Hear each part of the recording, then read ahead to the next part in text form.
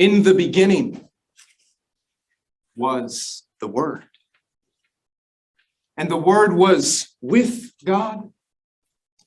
And the Word was God. He was with God in the beginning.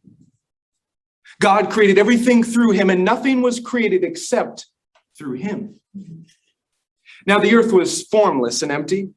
Darkness was over the surface of the deep, and the Spirit of God was hovering over the waters. And God said, "Let there be light." And there was light.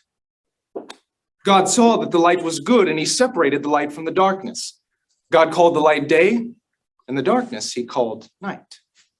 And there was evening and there was morning the first day.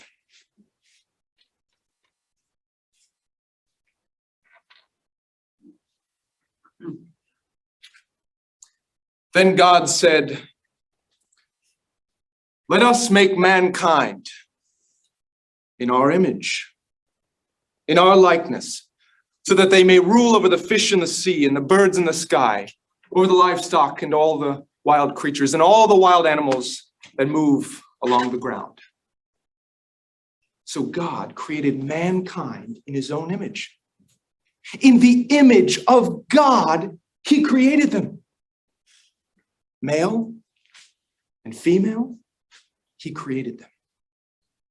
God blessed them and said to them, "Be fruitful and increase in number. Fill the earth and subdue it. Rule over the fish in the sea and the birds in the sky, and over all the creatures that move on the ground."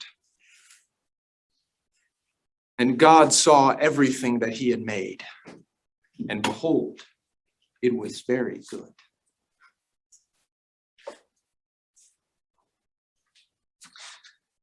When the Lord God made the earth and the heavens, neither wild plants nor grains were growing on the earth, for the Lord God had not yet sent rain to water the earth, and there were no people to cultivate the soil. Instead, springs came up from the ground and watered all the land. Then the Lord God formed the man from the dust of the ground. He breathed the breath of life into the man's nostrils, and the man became a living person. Then the Lord God planted a garden in Eden in the east, and there he placed the man he had made. The Lord God made all sorts of trees grow up from the ground, trees that were beautiful and that produced delicious fruit. In the middle of the garden, he placed the tree of life and the tree of the knowledge of good and evil. And the Lord God placed the man in the Garden of Eden to tend and watch over it. And the Lord God commanded the man, "You are free to eat from any tree in the garden, but you must not eat from the tree of the knowledge of good and evil, for when you eat from it, you will certainly die."